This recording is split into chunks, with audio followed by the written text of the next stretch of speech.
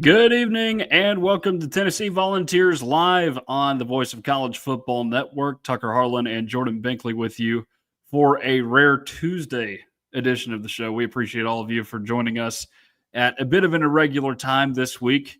If you are new here and you like what you see, please like, share, and subscribe to Tennessee at the Voice of College Football. It really helps us out a lot. And you should introduce it to your friends as well, and introduce it to the rival fans, the Florida fans, the Oklahoma fans. They have a lot of respect for us, even though they were hate watching Tennessee the other day. Although their team was playing against Tennessee and had a nice outing. So, but introduce the channel to all of your friends. By all means, it would do us a huge favor. Hope you all had a very nice weekend aside from the game on Saturday, which we will get into more. Disney and the Tennessee Titans still stink.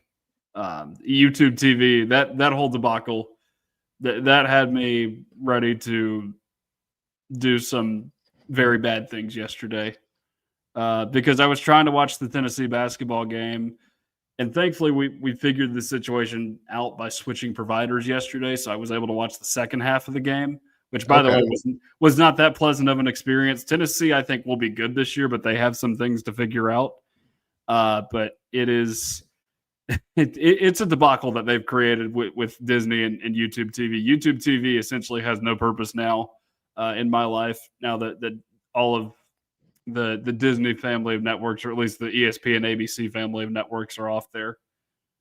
So that part of my weekend was not enjoyable.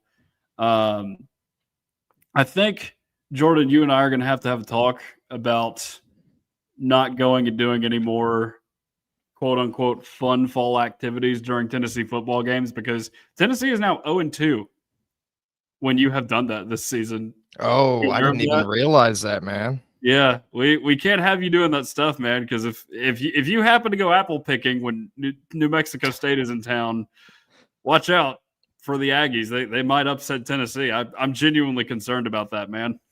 Well, luckily, I don't have anything for the foreseeable future. Like this season, the rest of the season should be fine. So hopefully can reel some wins in. But yeah, I didn't put that together. That's actually a weird coincidence. Yeah, but in your defense, you were watching the Georgia game when Tennessee lost, although I don't think many of us really expected that to be a win for Tennessee. But we do have to talk about it a little bit on the show. Tennessee falling at home 33-27 to Oklahoma. I, of course, was there. It was just disappointing for so many different reasons. You had all the stars out. Peyton Manning was there. Tony Vitello had flown back from San Francisco to come see the game. Johnny Knoxville was in Knoxville for the first time in who knows how long, or at least in Neyland for the first time in who knows how long. Oddly enough, because Jordan, you have sat in my seats before, he just walked right through a road next to me, and then I said hi to him because he was walking up the stairs. It's not like he was in some special box or on the field or something. He was just walking right by. So happened to see him. He was on the field before the game, though, so he was getting the crowd hyped up. You had all the light shows, both pregame and at halftime. Jarrett Garantano made a pilgrimage to Tennessee this weekend. I saw him from a distance. You had all the stars there, and you had all the hype around this game. This was Tennessee's big chance to show out this year, show what it is capable of, both as a university and as a football program. And the game was a letdown. I have been on a 40-minute long monologue on this already on the channel. You can go check that out. It's not my best work, admittedly. But Jordan, what are your thoughts from the fallout of what happened on Saturday?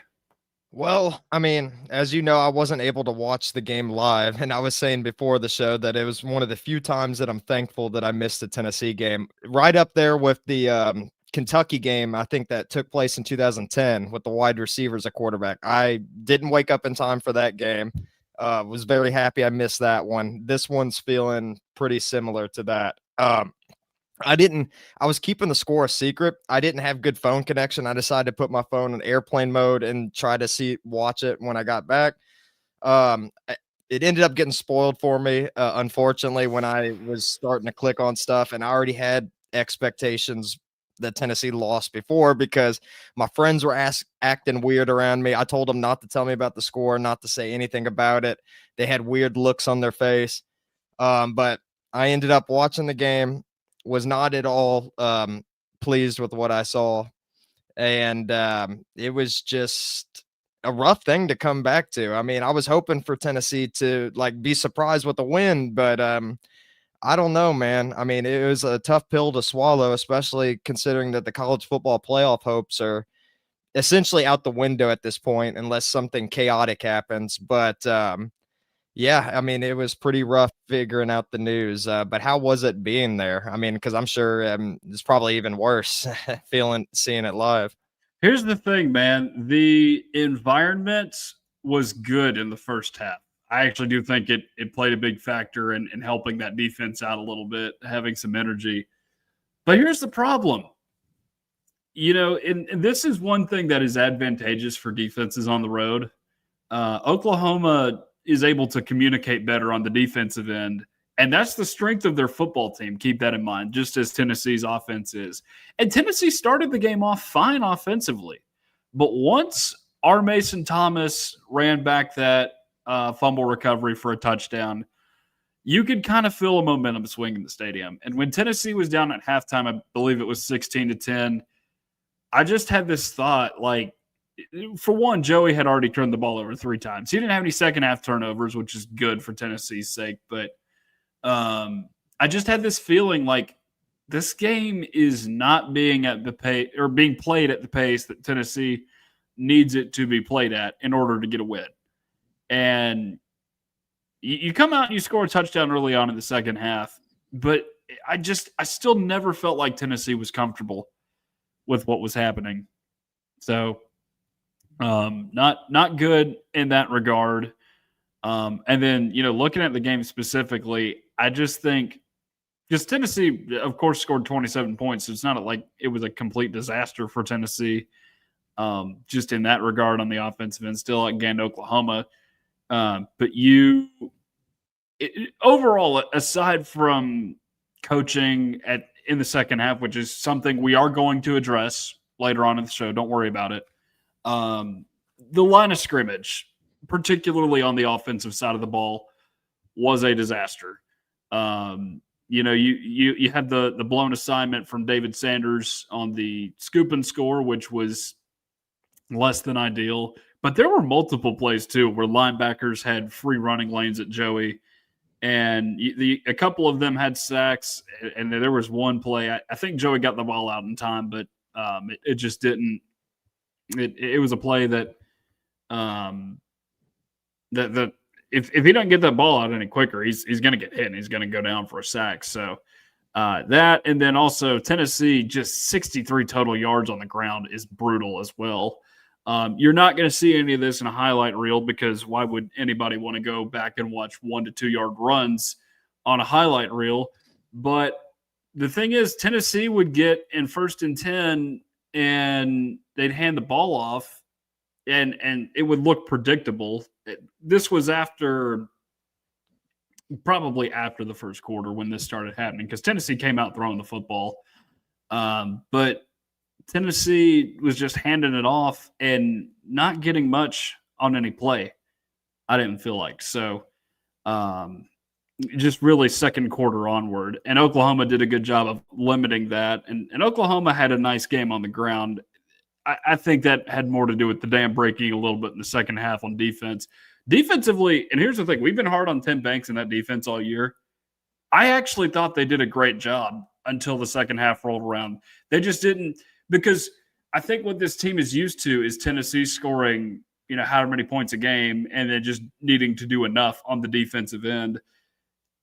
The game didn't work like that this time around.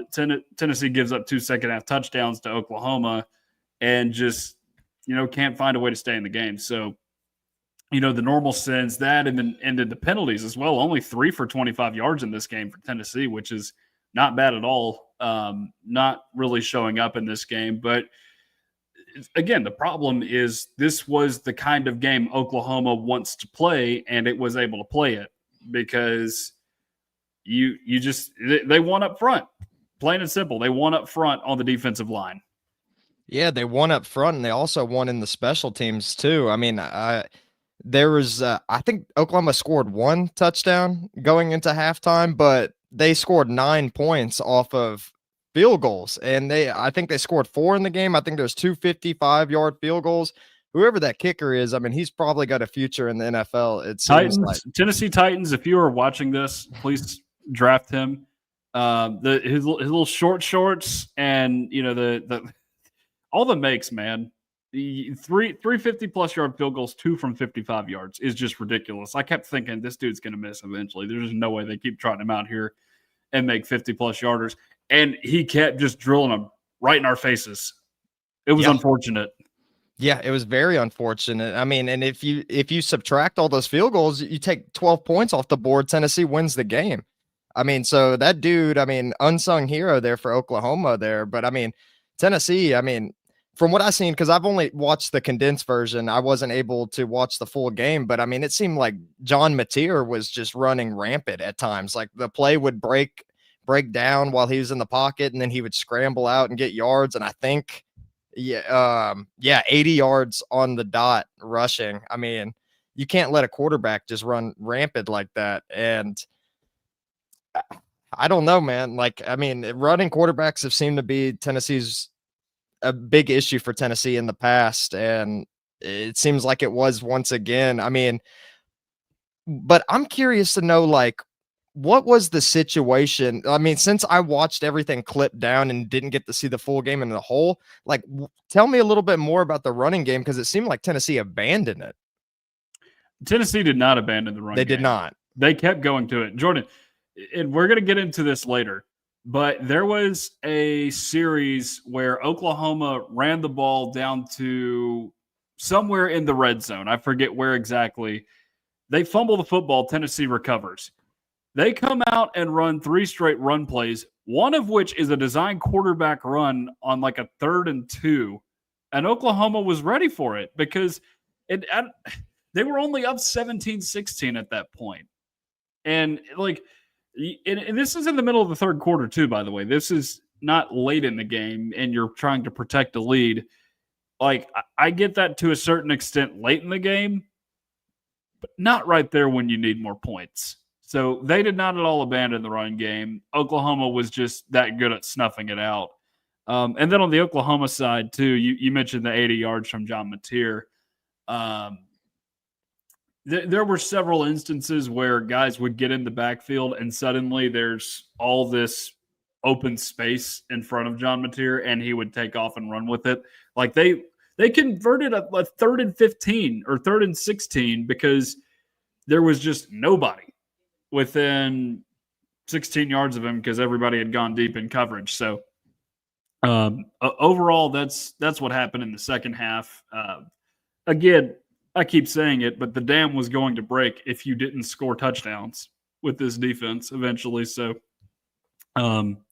unfortunate for them, but again, I don't pin much of the criticism on the defense this time around. Yeah, no, I mean, it definitely seemed like the offense was a big issue. I mean, as you mentioned earlier, I mean, Aguilar had 3 turnovers all in the first half. And, like that led to what? I think all of their points except for 3 in the first half. I mean, because he threw that interception, led to a field goal, came back next drive, threw another interception, led to a field goal. And then you got to kick the ball right back to Oklahoma coming after the half. I mean, that's not a recipe for winning whatsoever. I mean, no. I was a little disappointed. I mean, because you look at the stat sheet and Joey Aguilar had almost 400 yards passing. He ended with 393. But I mean, I think we defended him a lot this year for his interceptions because a lot of them weren't his faults. But it seemed like all of these turnovers are his fault. Yeah, it seemed from what I saw. Yeah, and I think this you have to credit Oklahoma for this because it's psychological warfare. We'll just call it what it is. You had the strip sack early on in the game, and they just got Tennessee out of a rhythm so much on offense to where I think Joey kind of felt out of a rhythm at points in this game, and that's what ended up happening. He's trying to force a ball to the end zone on that first interception. Safety slides over, makes a play. The second one, he just sailed it on Ethan Davis. So, both of those are very much on him in this game. And again, that's a credit to what Oklahoma did on the defensive end. I think they just did a good job of messing with Tennessee's flow in this game. But no, overall, I just think they were able to come in and assert their will, and Tennessee just wasn't able to do much with it. Even though it wasn't a blowout, it didn't feel like Tennessee had a nice hold on this game after the R. Mason Thomas scoop and score, honestly. Because that was basically a 14-point swing in the game. You're across the 50, you got a chance to score another touchdown, go up 2 touchdowns, and suddenly it's a tie game. So tough way to end that game and end the weekend and a tough stretch of the season for Tennessee. And I mean, I don't want to say the season is over, but the college football playoff hopes at this point in time for Tennessee are over. Watching that ranking show tonight is basically useless if you're a Tennessee fan. I'm just going to call that like it is. Not even going to look at playoff pictures anymore on this show. But I don't want to get dragged down too much into the darkness because we still have some season left. We got to enjoy it while it's here. So, but now that we've addressed the Oklahoma game on Saturday, let's take a look around and see what everybody else did on Tennessee's schedule this week. And there were some interesting developments over the course of the weekend, not so much in the non-conference. Everybody lost on Tennessee's non-conference slate this weekend. ETSU did have a bye. Syracuse, unfortunately, gave Chapel Bill his first ACC win. I believe Syracuse's third-string quarterback was like 4 for 18 passing in that game. It was Yikes. Unbelievably bad. They didn't even start Ricky Collins in that game. So Syracuse not looking anywhere close to bowl eligibility. I know UConn beat UAB, and then Western Kentucky beat New Mexico State, who is, of course, Tennessee's next opponent coming out of the bye week. But looking at the SEC teams on Tennessee's schedule, man, Georgia just keeps playing with fire and getting away with it. I feel like it has to come back and haunt them eventually, but they take down Florida 24-20 in the world's largest outdoor cocktail party. And, aside from the game they lost to Alabama and then their win against Kentucky, they have just barely gotten by in about every single SEC game so far this season, which is crazy. Really crazy how they managed to do that. I know there was a controversial no catch call there at the end with Florida. I'm not going to side either way with that one. I don't know if this is the game that has broken Florida's spirits. If you're a Tennessee fan, I think you would hope that's the case. We'll see what happens when they go to Kentucky this weekend. But Georgia making it 5 straight in the world's largest outdoor cocktail party.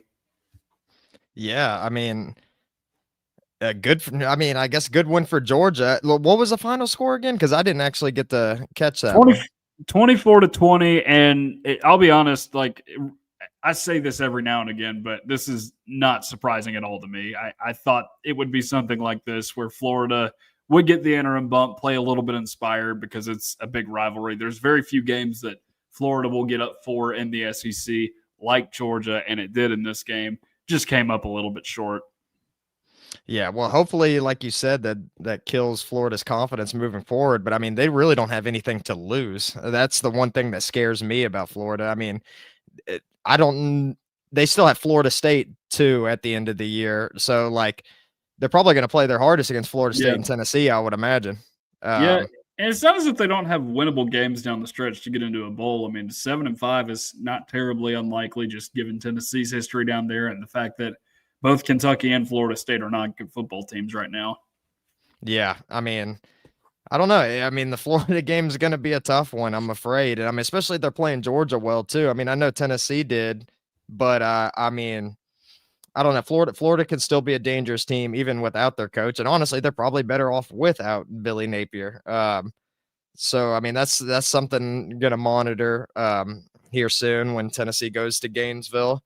But I know that I would be happy with the win against Florida this year after how this season's went. Like, we need to win against one Big Three team at least. Yeah, I think that would re-energize a lot of this fan base. I would because again, we say this. I feel like every week, but if not now, you don't have until 2029 to win in Florida. You got to do it soon, or else you will regret not getting it done this year. So that's the cocktail party. Moving on down here, Mississippi State gets it done 38-35 at Arkansas. Again, another one of those games where you could have predicted the outcome the week before, and it would have been exactly what you expected. First win for Mississippi State in SEC play in over 2 seasons. Oddly enough, their last SEC win was a 7-3 road win at Arkansas in 2023. They've still not won a home game or home SEC game since what would that be? Sometime in 2022. I'm blanking on who it would have been against. I think maybe Arkansas in 2022. I'm trying to remember who they played at home that year. I'm gonna get this at some point because they lost. They played Texas A&M. They played Arkansas, and they played it was Auburn that year. Auburn when they beat them in overtime. So, yes, still have not won a home game since Auburn in 2022 against an SEC opponent. In this game, Thompson and Evans, that is Brennan Thompson and Anthony Evans, both go over 100 receiving yards in the game. There was a touchdown pass scored by State in the final minute. I think it was with 48 seconds left to go on the clock. And Arkansas, unfortunately, falls to 2-7. They are the first team in the SEC to be eliminated from bowl eligibility. Yeah, I mean, I'm wondering what's like happened to Mississippi State this season because I mean, when they were heading into the Tennessee game, I thought that they were actually a pretty decent team. I don't know if the loss killed their confidence or what, but I mean, I thought Mississippi State was going to do better than they did or have been doing this season. I mean, I think they almost snuck one out against Texas, didn't they, a couple weeks back? Yeah, they are just a handful of plays from being 8-1 right now, which is kind of wild. They keep finding ways to lose games. Texas is the most egregious of them all. Who am I missing? Florida. They should have beaten Florida down there. You just run the football there in the final minute. You kick a field goal, you win the game. Billy Napier gets fired either way, as we found out on Sunday. Hindsight's 2020, but if they had lost that game, they would have for sure fired him. They won the game, and they still fired him. So, Mississippi State finally getting an SEC win, and they're one win away from bowl eligibility right now. They got Georgia and Ole Miss at home left on the schedule, and they got to go to Bo Prabula-less Missouri sometime here in the next couple weeks too. So feels like that's a game they could win and get to a bowl. So would be good for Tennessee's sake to have a win over a bowl eligible team this year. Yeah, and Tennessee needs something, man, because all the teams Tennessee's beaten seem to have been struggling this year, and I'm no ranked wins so far. I mean, there's really not much going on there, and it's unfortunate that Mississippi State had to play against Arkansas of all teams this week. So it can't say that Arkansas won to help Tennessee's odds either because of that. But yeah, I don't know. All right, up next, Kentucky going on the road and beating Auburn 10-3 down there in Jordan-Hare.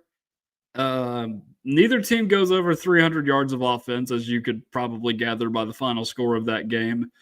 And, of course, there is only one significant headline in this game, and it is that Hugh Freeze is no longer the head coach of the Auburn Tigers. So that makes 3 new head coaches that Tennessee will be facing in 2026, with Auburn, LSU, and Arkansas all hiring new coaches in this cycle. Yeah, and you'd have to think that it's gonna be hard to recover for this if you're Hugh Freeze. I mean, he had to fight and claw to get back in the SEC as it was, like going to Liberty and everything like that. I mean, I don't see him becoming an SEC coach ever again, to be honest. No, and I think he just mentally he doesn't have it right now. There's something off with him. He's had a battle with prostate cancer too, so I think that's played somewhat of a factor there. Like he's just not healthy right now overall. But I figured with him coming back to the SEC, he would be coaching with a little bit of a chip on his shoulder, something to prove. I still got it. I can coach at the highest level. And all it was we're so close, but we're not going to be able to do this. And I mean, pretty much, you can just go on down the line. I don't know how many it is exactly, but it felt like just about every loss they had when he was at Auburn, especially home losses, were all very close losses, and they just couldn't pull it off. Yeah, and I didn't think that he would have trouble at Auburn, honestly. Like when he first got hired there, I expected him to do big things there. I mean, considering what he did at Ole Miss. But it's funny that he was one of the coaches that I hope Tennessee would have hired back in the day when Tennessee was struggling. And it seems like everyone that I hoped Tennessee would get ended up being very lackluster at best. Like there was that or Charlie Strong. I remember I wanted him back in the day too, and he did a whole lot of nothing at Texas. And Yeah. then of course John Gruden played with Tennessee fans' emotions. And there was one other. Oh yeah, it was Mike Gundy. I wanted Mike Gundy to come to Tennessee too, and then look what he ended up doing the past couple seasons at Oklahoma State.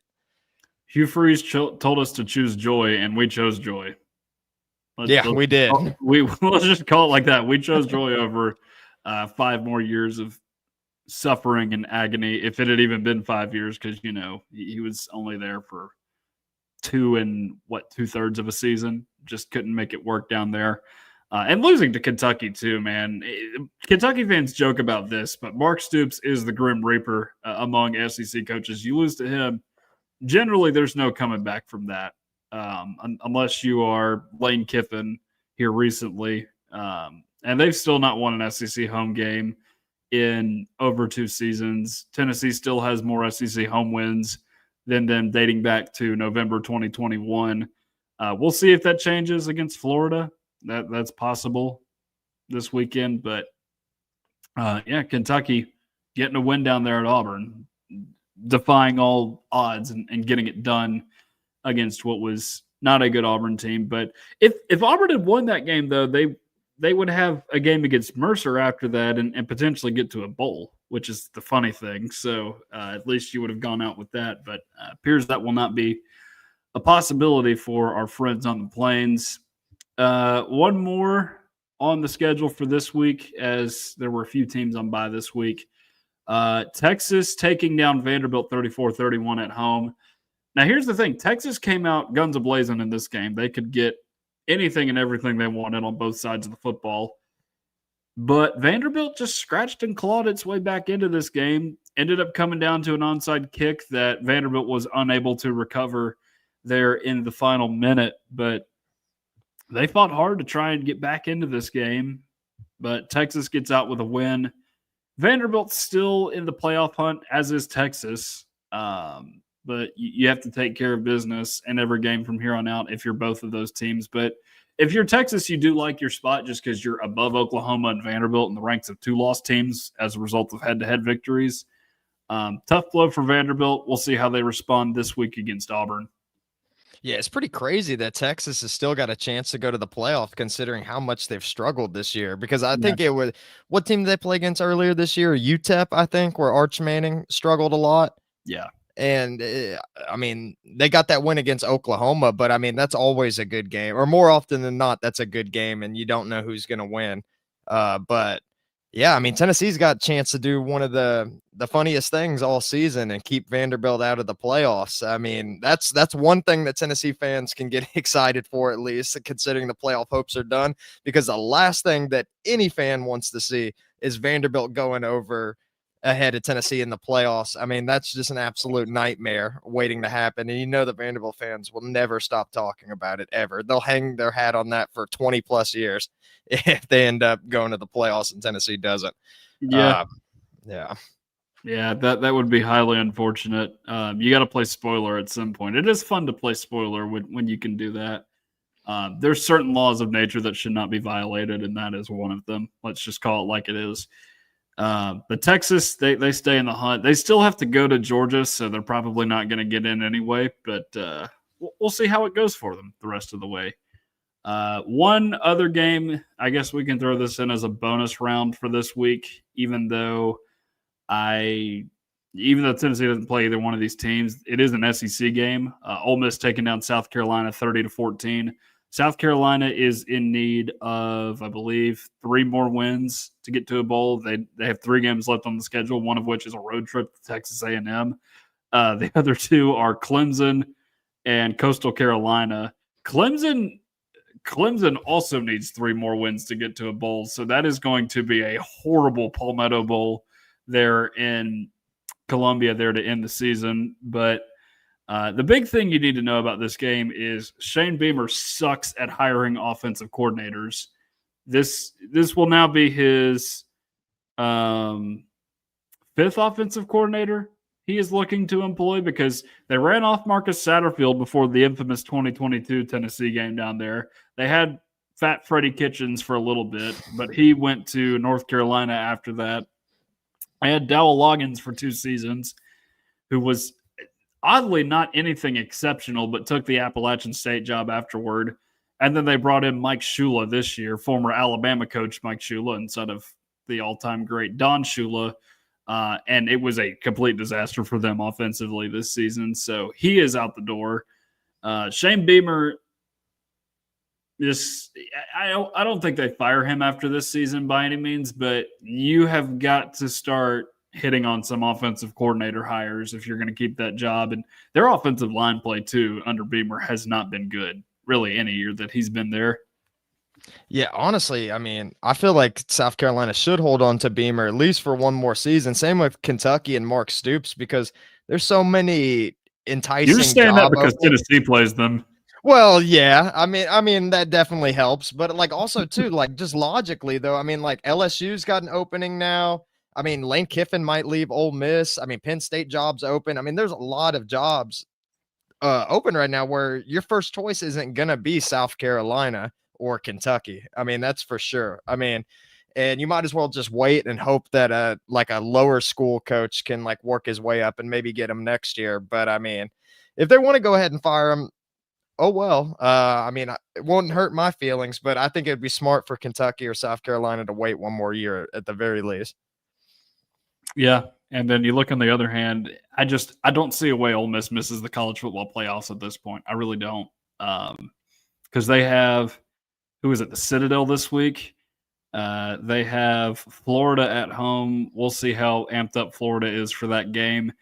And then they've got, of course, Mississippi State last week of the season, and that game is being played in broad daylight despite being in Starkville. So you just need to take care of business against the Citadel, which they will do, and then just win one of those 2 games, and you will be in the college football playoff, which is this is the easiest route they've had to a college football playoff in a long time to end the season. But they got to take advantage of it while they got it. So but that's it on the schedule this week. I would normally do poll notes or a playoff picture, but the poll is being revealed right now, and Tennessee is not in the playoff picture. So we're going to go ahead and move to some recruiting news, because there was quite a bit of it last week, and you need to know about it. And really within the last 48 hours was when this stuff picked up. But there was one development that happened before the Oklahoma game, and it's actually a negative development for Tennessee's 2026 class. 3-star linebacker Braylon Outlaw announced his decommitment last week. He has not made an official announcement of where he will be headed to, but he appears to be looking intently at Brent Key and Georgia Tech. Again, no official announcement there, just projections at this point, but I believe that leaves just 1 or 2, maybe 3 guys in the class of 2026 that were committed before the year 2025 began. And Outlaw was committed for over a year to Tennessee as well. So I believe that would be Faison Brandon, Tyreek King, and Gabriel Ascenda that committed before the new year in 2025. So get these kids later in the cycle, I guess, is the lesson learned here. But other thing, too, you got to keep in mind is you have 2 guys in TJ White and Braden Rouse coming into the class as 4-star linebackers. I don't know if it's a competition thing for Braylon Outlaw, but oh well. He is no longer committed to Tennessee in the class, and I don't think Tennessee gets him back. No, and I don't think it's a huge loss either, because like as you mentioned, I mean, if Tennessee needed to keep 2 linebackers from that class, it's definitely TJ White and Braden Rouse. I mean, I think they're clearly better players. I mean, I guess we'll have to wait and see how they perform at the collegiate level. But I mean, losing a 3-star, I'm not going to lose sleep over that. No, honestly, I'm not either at this point. But that's all you got in this class at linebacker right now. But it's fine. You've got other proven young talent in this team right now as well, with guys like Edwin Spillman and Jaden Perlotti, who are showing flashes at the very least, and I think will be good in the years to come for Tennessee. So good stuff there for Tennessee at linebacker in the here and now and in the future. So no need to worry about that one. So looking now at the commitments, I guess we'll just go in order of class here because the two guys that committed on Sunday are both in different classes. So we'll start with 2026. So, of course, as you guys know, Carson Snead decommitted from Tennessee at tight end and flipped his commitment to North Carolina. Steve wants to know, did Saturday's loss hurt recruits there? Answer is no. It actually impressed a lot of recruits, even though they lost the game. I mean, if you saw that atmosphere, Oklahoma fans were commenting on the atmosphere too, by the way, and they said this is incredible. We need to step up our game. And I think that was the case after Tennessee beat them out there last year. Of course, them winning the game helps out a lot, but I do think that having an atmosphere like that is going to motivate guys to want to come and play for that program. So that's what you saw with a couple of these guys. And this next guy that I'm about to mention in particular is one of them. His name is Luka Wolf. He's a tight end. He's a very interesting story. So he was committed to Cal in – forget when, maybe June. Tennessee offered him within the last month or so. He never officially decommitted from Cal until he announced his commitment to Tennessee. He is from the NFL Academy in London, originally from Austria. Jordan, give me your initial thoughts on Tennessee picking him up. And by the way, I say this knowing that you have not watched any film of him because none exists. Oh, I watched a little bit. Well, I actually did find some?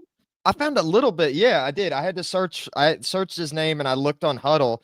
What I did see from him, I mean, it seemed like he enjoys blocking because he put a lot of blocking highlights on there. But my little nitpick thing with him is he seems to stand straight up when he blocks. And plus, I don't know how good the talent is where he's playing at because I'm unfamiliar with the NFL Academy. But a lot of players didn't look very big or anything like that. I didn't see too many like crazy catches or anything from him. I mean, he's a decent route runner, but I mean, I didn't see like too much from him that like screams like he's going to be a great player. Well, first and foremost, I'm glad that you found some film because I was not able to do that. I looked at his Huddle and could not find anything.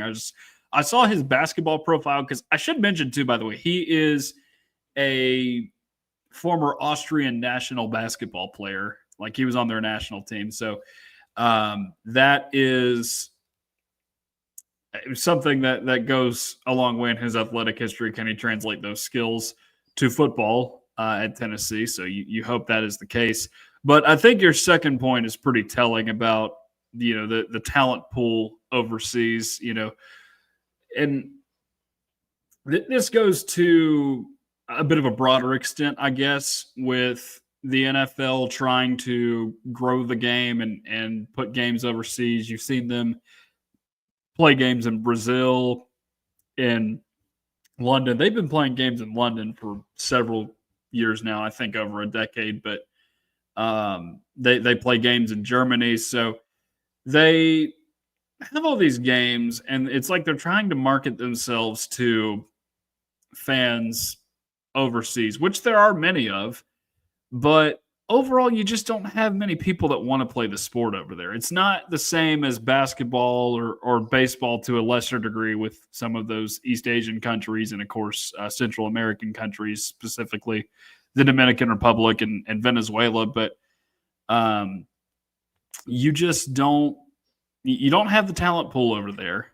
And I'm not trying to make stereotypes here or anything, but Tennessee has gone to that well before, actually here pretty recently with Emmanuel Okoye, who was brought in to be like a defensive end and a tight end.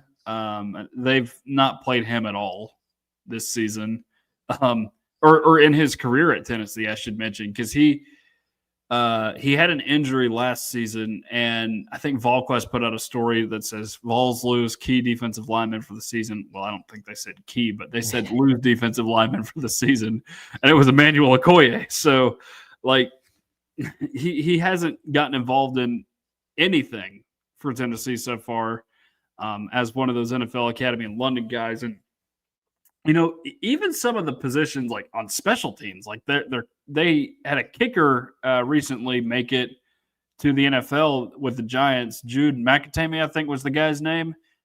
He missed 2 extra points against the Broncos in a game that they ended up losing, and it cost him his job. Let's just call that like it is. So, those guys are not going against the best of competition, like you said, Jordan. And I mean, just in general, there's not competition over there.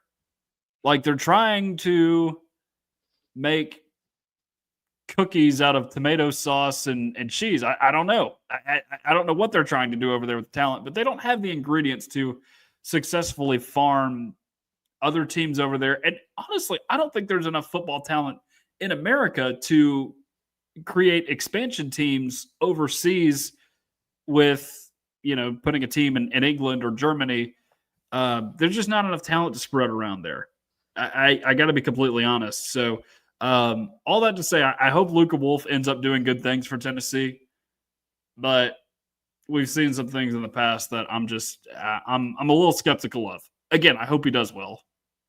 Yeah, and I'll say this about like the talent pool and everything with overseas, because I feel like it's the same reason why the United States does not dominate in soccer. It's because you got football, baseball, basketball, and heck, even hockey at this point are more popular. More people care about that. More kids growing up want to be like a professional hockey player than they want to be a soccer player. So all of the United States' best athletes are going to those 4 major sports and leaving soccer behind. I mean, you go overseas, you got cricket, you got rugby, you got soccer. I mean, like, how many of those kids really growing up wanting to be NFL football players? I mean, maybe a couple, but those that want to do that, who's to say that they're even going to be athletic enough to make it? Yeah, very few international players really make it in the NFL. So, again, we hope the best for Luka Wolf. Obviously, it was a great visit for him here. He enjoyed his time, as you should, with an environment like that, despite the loss. But he now fills a void for Tennessee in the 2026 class that was left by Carson Snead at tight end. The only thing Tennessee does not have in that class at the moment is a running back. I don't think Tennessee will get a running back in this class. Just based on everything we've seen, unless some miracle happens and Savion Hyder flips on signing day. But I don't think that happens. I don't think it happens. So moving on to the 2027 class, Tennessee got its 3rd commitment in that class. Literally and figuratively, the biggest commitment in that class so far, Princeton Uwefo, who is a 4-star offensive tackle from Murfreesboro. He goes to Siegel High School in Murfreesboro. Jordan, your initial thoughts on Princeton Uwefo? I mean, he's an absolute giant. I mean, he's listed at 6'6", 316 on 24/7. I didn't get to see too much from him, but he seems strong. Strong, and he had quick feet too. Like, you can see why he's a 4-star athlete. Because he's not your average big guy that's slow moving around. I mean, this dude seems like he has the tools to be a successful offensive lineman. And, up until like the Oklahoma game, Tennessee's done a pretty good job on the offensive line so far. So, I mean, I'm not surprised with him committing, considering Tennessee's had one of the better offensive lines in the country. But I'm a little excited about him. I mean, he seems like he's got a lot of potential. And I mean, you got Osinda coming in the 2026 class. You got a couple other good guys. I mean, here we go, 2027 with another strong offensive tackle prospect. I mean, I love it. I love it for Tennessee. I do too. I think this is a great get for the Vols. In-state kid, you always love that. You mentioned his size and his strength. I think I saw him listed 6'7", 320 somewhere. So Big dude. And other thing too that you really like about this guy is Siegel, knowing the high school football landscape in Tennessee. It's not the biggest producer of football talent. I'll just call that like it is. But you look at where they are grouped right now in 6A, which is the highest classification of football in Tennessee at the public school level. And they are essentially grouped in a region with everybody in Rutherford County. There are two places in Tennessee that I can always trust to find good football talent. One is Memphis. The other is Murfreesboro. You are going against the best of the best in this state in all likelihood. I mean, Joel Wyatt is another guy in the 2026 class that Tennessee has committed from Oakland. Blackman hasn't been as productive lately, at least not since Jawan Jennings was around. Of course, Caleb Herring's from Riverdale. Arion Carter is from Smyrna. So you get a lot of good football talent from there, and he's going against a lot of good football talent, which makes me pretty optimistic about him coming into this class. Yeah, I mean, definitely. I mean, we both played high school football. We know like how Murfreesboro teams can be. I mean, they're oftentimes pretty darn good. And there's been a lot of good players that came out too. So I mean, yeah, he's got good competition level there. I mean, especially I don't know how well Oakland's done this year, but Oakland's been kind of like a dynasty. Oh, they're 10-0. Okay, of course. I wouldn't expect anything less. They're like the modern day Maryville right now. You just can't stop them. And I think didn't Morris go there too? Jordan Morris, yep. Yeah. So there's another guy. And I remember back in the day, it was the first high school football game I saw that wasn't from a family member. I went to the Blackman game, and Itavius Mathers was there, who ended up he was spent time at Ole Miss and with MTSU. He had 3 80-yard rushing touchdowns that game. So yeah, there's a lot of talent in the Murfreesboro area. So I mean, he's definitely playing against some of the best of the best. Speaking of offensive linemen in Murfreesboro, former Tennessee offensive lineman Jack Jones, also an Oakland product. So you have a lot of great players that come out of that part of the state and that city in particular. So good get for Tennessee with Princeton Uwefo. He's the third commitment in that class, joining JP Peace, Philip Fulmer's grandson, who goes to West High School, and Kamari Whitfield, the 3-star corner out of Orlando. So Tennessee up to 3 commits in the 2027 class. So that's all we got on recruiting this week. A little bit of a busier week than usual there, but you like that during the bye week. And now that it is the bye week, I think we need to discuss this season to this point, everything we've seen, specifically this week, the things that we don't like, I think are what we need to discuss.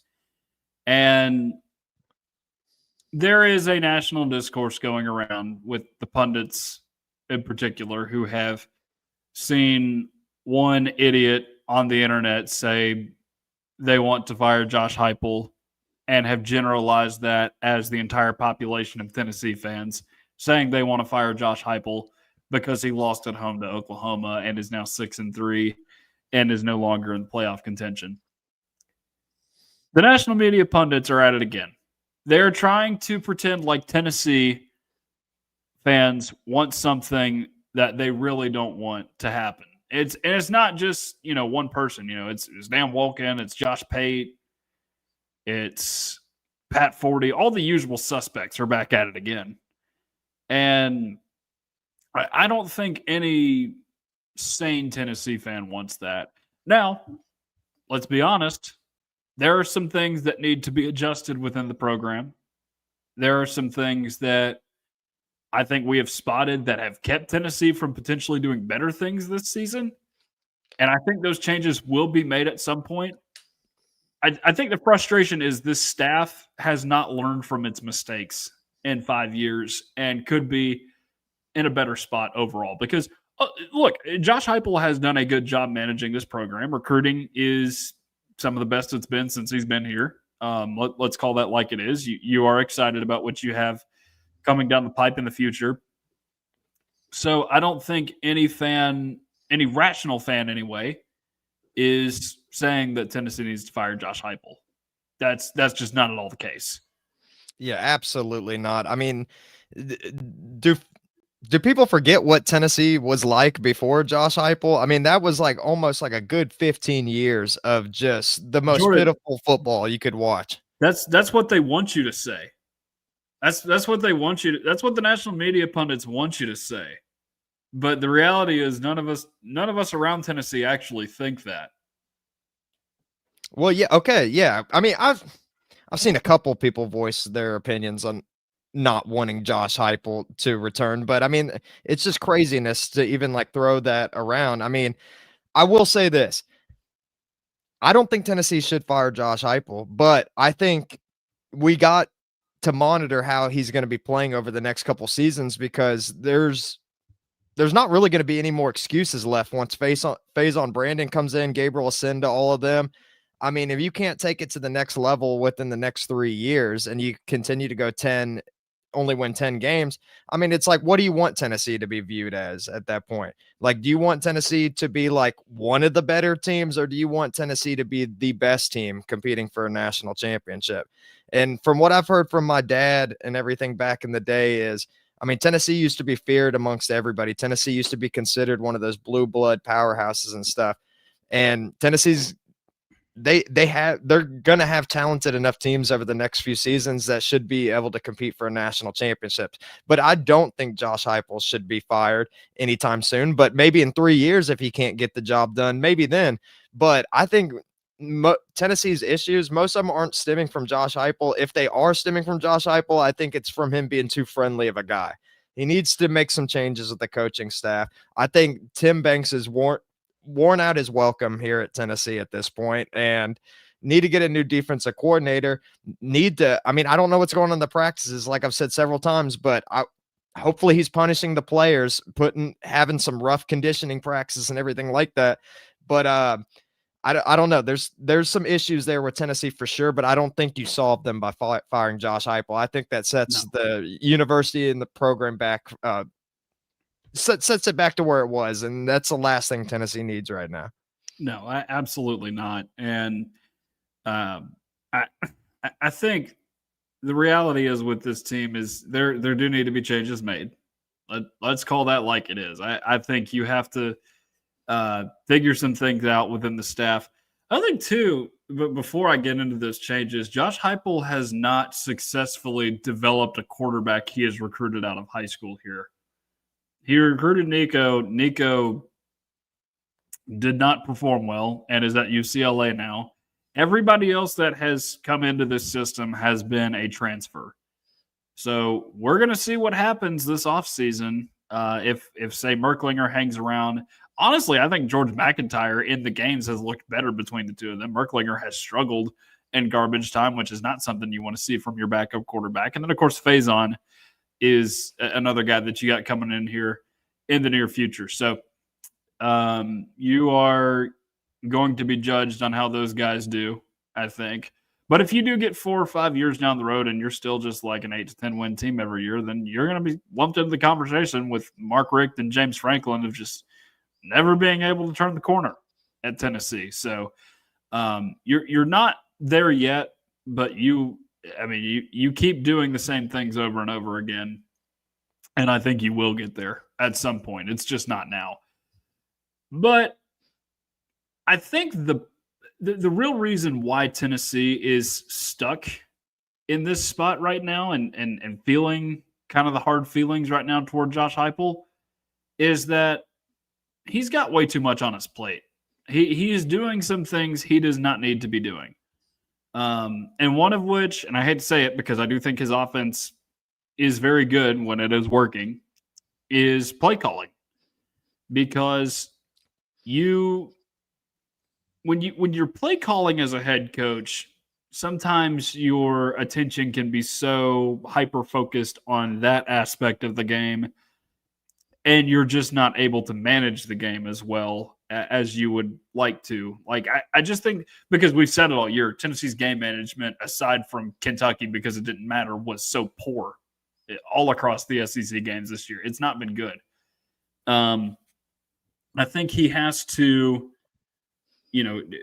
delegate that responsibility to somebody else, whether it be Joey Halsley or some guy that he brings in. Now, I think he will still demand that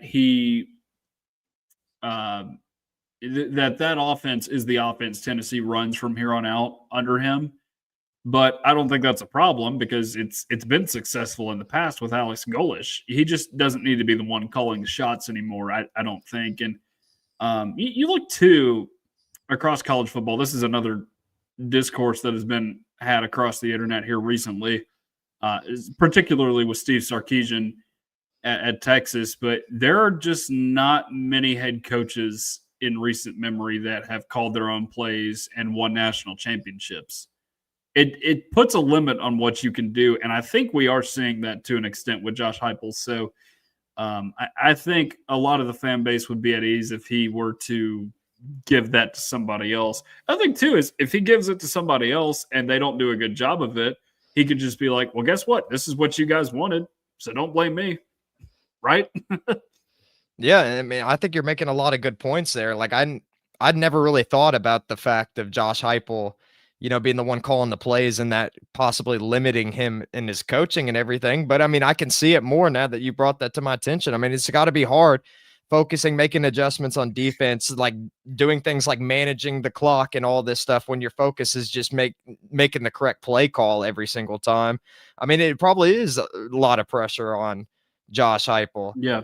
And then like you with Joey Halsey and stuff, I mean, maybe they could benefit from having him do play calls. I mean, he's been in the system. I mean, he knows how the offense runs. Josh Heupel doesn't necessarily have to call the plays. I mean, if you hire these guys onto your coaching staff, then you got to think that you trust them a little bit. And then of course, if things go south during the game, then hand the reins back to Josh Heupel. I don't know if that's like that could be a logistics issue with play calling. If you get used to hearing from one coach and then the other one steps in, I don't know anything about that. But if there's no issues with that, then I mean, he could always just step back in and call a couple of plays. But they're going to have to make adjustments somehow. And I mean, I like I said earlier, I think it starts with firing Tim Banks, which if Josh Heupel does that, I think that it could help him in the future make other tough decisions, which I think is something that he's been struggling with for a while, is to make the tough calls that he needs to do, because I think he likes being viewed as a good guy. And from everything I've seen, Josh Heupel seems like a phenomenal person, phenomenal human being. Like, obviously, you see the way that he talks to these players, that he genuinely cares about them. Like, he's not just trying to win with them and discard them like they're nothing. I mean, he seems to genuinely care about everyone. But I mean, I feel at times you got to be the bad guy, even if you don't want to be. Yeah. Yeah. It's not like he's Brian Kelly just out there, just being like, what the bleep was that? Put the headset back up. No, that's not at all who he is. And I think that does go a long way with your players, but I think with your coaching staff, you do have to have some decisions at some point. And I think if he were to give the play calling duties to Joey Halsey, that would be great for Joey Halsey just to grow as a coach, I look back at, the Tennessee Titans' latest mistake hiring. I'm going to make some comparisons here with the changes that Tennessee should make with the Titans and what not to do. They hired a guy in Brian Callahan who was an offensive coordinator but hadn't called plays in Cincinnati. And then he comes down to Tennessee and starts calling plays, and it goes poorly. I think if you were to get Joey Halsey involved in that could help him out as, potentially carving a path as a head coach somewhere down the line.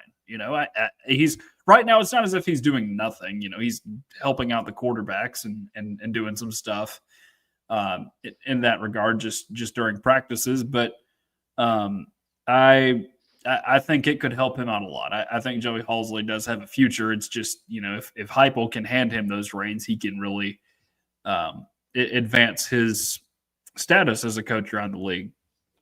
Now, with play calling too, you've seen this problem with the Titans in the past as well with Mike Vrabel, because he called his own plays in 2020 as a defensive coordinator, and the defense was terrible that year. And he fired himself from that role and gave it to somebody else. I think that's what Heupel should do here. He should just focus on the game management stuff, the stuff that Tennessee is lacking in a little bit right now. The Banks discourse is interesting because again, you're coming off a game that Tennessee actually did all right in defensively up until the final, 20 minutes of the game. So you did okay in that game. I think some of the problems right now with Tennessee on the defensive end involve both lack of personnel, particularly at defensive tackle and safety, which are areas they're going to need to attack in the portal. And then injuries. Corners have been hurt all year for this team. You've had some injuries at defensive tackle as well, which you were already thin at. And I think that the basic fundamentals do have to get better with this team. I don't know who that is to blame necessarily. Do you blame the players? Do you blame the coaches in that scenario? We'll see what happens with Tim Banks. A part of me thinks Heupel could avoid that just because of the injuries and lack of personnel, and just not having the depth where you want it to be. But I also think this is a guy that if he was going to take a head coaching job, he would have done it over the last 2 seasons. His stock has cooled down significantly from what it was.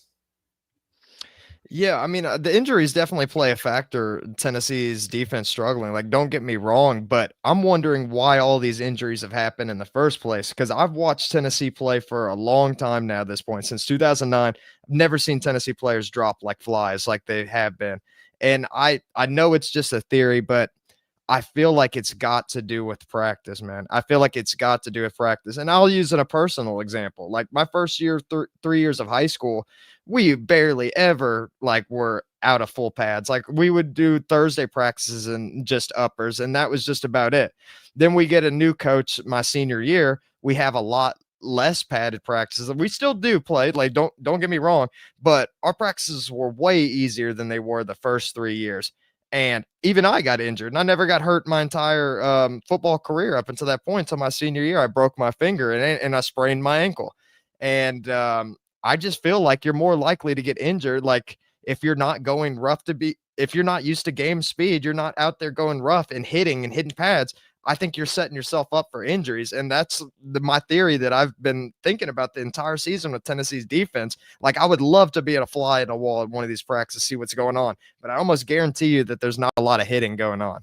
Yeah, that's one thing I wonder about as well. And, I think so much of it is just trying to keep these guys healthy because no one's ever 100%, but it is something that worries me a little bit, but we'll see what this team does with the defensive staff. I think there are changes coming to the staff in general this offseason, but I don't know if that is one of them in particular. I would hope the play calling thing is for Heupel's sake. But there's just a couple more things I do want to mention before we get out of here. And Jordan, you can feel free to throw in any other bye week thoughts if you have them. But one staff addition that I would love to see this. I mean, it is a Josh Heupel problem, but not because he hasn't delegated the responsibility. It's more of a Danny White issue. Why doesn't he have a GM? Yeah. Because here's the thing. Josh Heupel has not insinuated that he is getting sick and tired of coaching college football because he has to deal with the re-recruiting of the roster every single season. That's not something he has shown. But we've seen coaches get tired of it. I mean, specifically Jeff Hafley at Boston College and Chip Kelly at UCLA have left jobs because they didn't want to have to deal with the re-recruiting of your own roster every single year. They didn't feel like they had support from the AD and had a general manager there. And, Tennessee's doing all these cutting edge things in the athletic world. Like, we're raising prices in anticipation for revenue sharing. We're building this $100 million baseball stadium. We're building a giant entertainment district, doing all these things to properly prepare for the portal and NIL era, yet they don't have a GM to oversee the football program. And I don't know if Heupel is the guy that does all the negotiation with these players in the offseason, but it would be good for Tennessee to have somebody that can do that so that way Josh Heupel does not have to worry about that responsibility in the offseason. I don't know how quickly you make that hire. I don't know when they make that hire. I'm assuming they probably won't have it before the portal opens here in January. But they got to help him out somehow from above. Yeah, I mean, and that could help a lot of issues. I mean, I'm assuming, I mean, I don't know what it'd be like at the college level, but I would assume that a general manager would be responsible for hires as well. And maybe that takes maybe Josh Heupel doesn't have to be the bad guy at that case if he can just loan it off to the general manager to do all the firings and stuff for him. But I don't know if that's how it works. I think you give him responsibility over his coaching staff. It's the players and their contracts and NIL deals that need to be negotiated. Heupel does not need to oversee that. You need someone in name to oversee that, I think. I don't think that he would have control over or he would give up control over the coaching staff. And I don't think the general manager necessarily needs to be in control over that. He should get to choose who he hires, I feel like. Same thing goes for recruiting. You just need to make sure that these guys have all of their financial stuff worked out with this general manager. Because I think Josh Heupel should be the guy going out and recruiting these players. You don't want the GM to do that. But I think that part of it still remains intact, but I just think the portal stuff that needs to be managed by somebody else that isn't Josh Heupel, unless of course he is recruiting the guys out of the portal. It's just more of somebody to oversee, what everybody is doing in the off season. More importantly, that way you don't have more Boo Carter and Nico situations. But speaking of Boo Carter, this is the last thought I have, unless you have anything else. And this is not specifically a shot at him. And we haven't really talked about this much this season just because it hasn't been a factor for good or for bad. But it is an interesting discourse I've seen floated around out there. And I wanted to get your thoughts on it, Jordan, about the state of Tennessee special teams. Because like I've said, they are not negatively affecting the game. They're not a detriment to Tennessee this season. I don't feel like. I mean, there've been a couple muffs here and there, but you won the games that you ended up having them in. But you're not positively impacting the game either. And believe me, as a Titans fan, I know what bad special teams look like. I've seen them in the previous 2 seasons. Tennessee special teams are not that bad. But you're not impacting the game in a good way either. And you have this guy in Boo Carter who you thought could be this outstanding return man for you.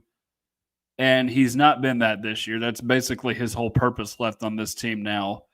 I'm not saying Evan Crabtree needs to go or anything, but do you think there needs to be somewhat of a reevaluation of how you can get this team involved or get the special teams involved with this team? Well, I mean, as far as Boo Carter goes, I think that he's just about worn out his welcome with Tennessee. Like from what I heard, I think it was Boogie Bentley at Talking Vols. I'm pretty sure he mentioned on his podcast that Boo Carter did not have a single defensive snap in the Oklahoma game.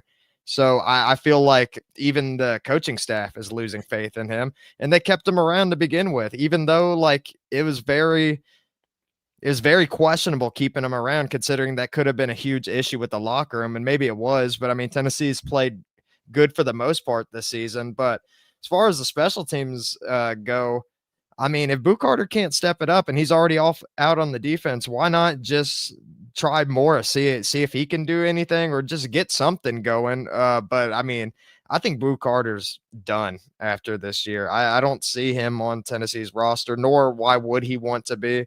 I mean, I've seen so many things time and time again where people mention that he seems like he's ignored by his teammates and all this stuff. I mean, he seems like he's out there by himself. And I think there was one play, I forget what game it was.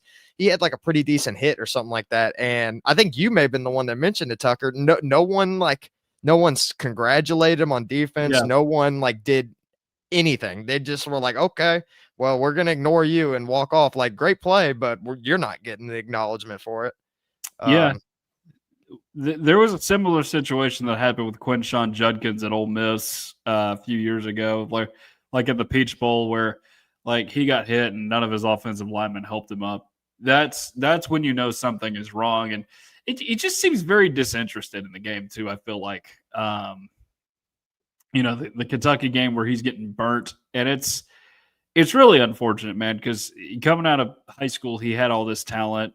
Somebody on the internet I saw the other day, and again, I don't put too much stock in this, but tried to compare it to the Jawan Jennings situation where you have a guy that's done some bad stuff off the field and essentially gets let back onto the team.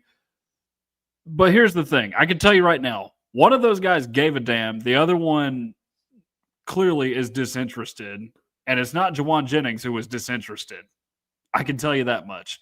And, this is not in the NIL era of college football. The transfer portal exists, but it is in its infancy. That is no longer the case anymore. So I don't know what happens to Boo Carter after this season. I don't know where he ends up. It's probably not at Tennessee. I just have to be real. But it's a sad story, man. It really is. And while we're on the note of special teams too, I think we have to address Max Gilbert tonight, because he had a miss at a pretty critical juncture of the game on Saturday. And it didn't help that you were going against a guy in Tate Sandell who was just a weapon of mass destruction out there, just hitting every long field goal attempt for Oklahoma in a clutch situation. But that is an important point in all this, because you look at the stats. I believe it was Adam Sparks, who we've had on this show, pointed this out over the weekend, that Max Gilbert's field goal percentage at Tennessee is the best ever among Tennessee kickers. But here's the thing. If you were to put in his field goal percentage in big moments of different games across his Tennessee career, which is only 2 years to this point, what would his percentage be? And I know that's very nitpicky of me, but it's the truth. It's like all of his misses are in inopportune places. So I don't think Tennessee needs to pivot with what they're doing at kicker right now, just because some people are upset about inopportune missed kicks. But the reality is he's missed kicks in situations where Tennessee has needed a lift. One in particular that has stuck out like a sore thumb since September. But you saw it again this week. You saw it at Mississippi State there at the end of the half. It's unfortunate. I don't know, the mental game that kickers play every week. So it's a tough job that he's got out there. But you have to find some way to not just cover yourself in poop in big moments of the game. If you're Max Gilbert, I think is the lesson in all this. Well, I think everything that you said is not nitpicky at all. I mean, I feel like probably the reason why he had a high field goal percentage at Tennessee is because Tennessee's offense gets him into position to be able to make those field goals. I mean, like, how many long ones did he have? Wasn't his like career high like 49 or something like that? Like not even like a 50-yarder. I mean, like, I don't know if he's really had like, I mean, I don't know. Like, although he's been at Tennessee and he's made these field goals, right? Like, I've never thought of him as a dangerous kicker at all, regardless of his field goal percentage. I mean, I don't know. And if you can't win in the clutch, I mean, that's oftentimes when you need the kicker the most. I mean, because some of the times you're just walking away with points and you're just glad to take them. But you could have got a touchdown or something like that. But I mean, like, I don't know. Like, he's definitely been struggling a little bit in this season. Like, the Georgia game left a sour taste in, I think, a lot of people's mouths. But I mean, like you said, there's not really much you can do. I mean, you can't like switch Max Gilbert out like this late in the season. I mean, you're just going to have to bite the bullet and finish as it goes. But I mean, Tennessee needs to make some changes out here on special teams. And Max Gilbert's one of them, I think, for sure. Or at least like, he mentally needs to make some changes. I don't think you bench him by any means. No, definitely not. No. But there has to. He's got to get right in the head in these moments. Has to learn how to make the kicks in the clutch. But overall, I just think, and I do think this team misses Mike Eckler as a special teams coordinator. I think him leaving for Nebraska is one of the bigger losses in the offseason, along with Jacoby Thomas going to Miami, that not enough people were talking about. And again, it's not as if Tennessee has been, it's degraded Tennessee's play at all, the special teams this year, but it's something that I think if you were to at least be a little bit better at it, impact the game a little bit in a positive way, you'd feel a little bit better about yourself here down the stretch with it. Again, it's not like Jackson Ross or any of those guys are not doing a good job. It's just that they're not contributing much to the game flow, I don't feel like. Well, I feel like I haven't seen many punts pinned deep now that you mention it too, or at least from that aspect of special teams. And then also too, where's the Evan Berry's been of back in the day and everything, that's been long gone too. I mean, you thought you had one, Jordan. What, in Boo Carter? Yeah, you thought you had a dangerous return man, and his head is just not in Tennessee right now. Yeah, no, it's in Colorado or California or wherever it's at. But yeah, I mean, he definitely is. He definitely doesn't seem to care all too much. But yeah, I mean, the special teams. I mean, that's you could argue that's the reason why Tennessee lost the Oklahoma game right there. I mean, if they were able to match Oklahoma, which is easier said than done considering how good their kicker was. I mean, special teams arguably won Oklahoma the game. Plain and simple. Oh, yeah. Oklahoma fans have been praising Tate Sandell basically for the last 48 hours for his heroics, or I guess 72 hours now. But, Jordan, any other thoughts you have at this point in the season after seeing Tennessee football through 9 games? I mean, I've said it throughout the season. I mean, one positive is up until the Oklahoma game, I thought the offensive lines played well, which is a nice, refreshing thing considering Tennessee's not had that too. Not always had the best offensive lines. But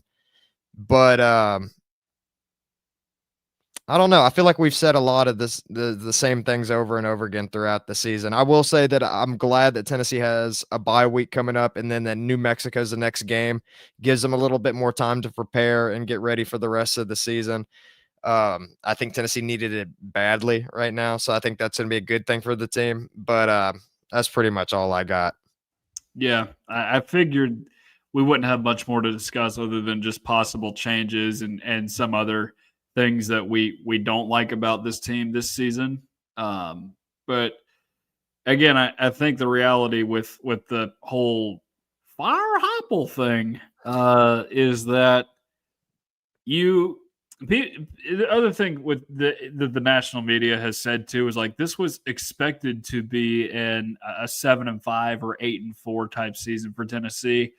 Well, it was before we saw this offense play and realized what this offense was capable of. You thought you could trust the defense, but you can't trust the defense. And you have mismanaged games, 2 in particular, that you could have very well won at home, and we could be having a completely different conversation. You mismanaged the Alabama game, too. And I'm not saying Tennessee would have won that game down in Tuscaloosa or any of the other games, and for that matter, but you manage the game a little bit differently. You are much closer to being what the teams in that first college football playoff bracket that was revealed earlier tonight look like had you managed those games differently. Yeah, I mean, and Tennessee could have had a couple wins back. I don't know if Tennessee wins that Alabama game, but they could have won the Georgia game with the field goal right there. And Oklahoma, I mean, if a couple of things went the other way, I mean, they could have won the Oklahoma game, and then we're talking about a one-loss Tennessee team that's almost got a guaranteed chance of going to the playoffs. So it's the little things that add up, man. It's the little things that can cost your playoff hopes, for example. Yeah. So I think the big lesson from this season is that this team and this staff, while I don't think anybody is necessarily on the way out, I'm not guaranteeing that, particularly not the head coaching seat. You have to learn from your mistakes in order to get better. Insanity is repeating the same thing over and over again and expecting different results. That is what Tennessee is stuck with right now. You have repeated several different mistakes over and over again, and you're 6-3 as a result right now. You're lucky to not be in the same situation that Auburn's been with game management, or any of these other teams that have fired coaches, because you've found enough ways to win these games where you've played with fire. So you've got to be able to correct some things that are very correctable. Let's just be honest; they are very correctable. So I'm hoping the staff can address these problems here as we go into the bye week. But that's all I've got for tonight. Jordan, did we miss any other major headlines? I don't think there were any to my knowledge.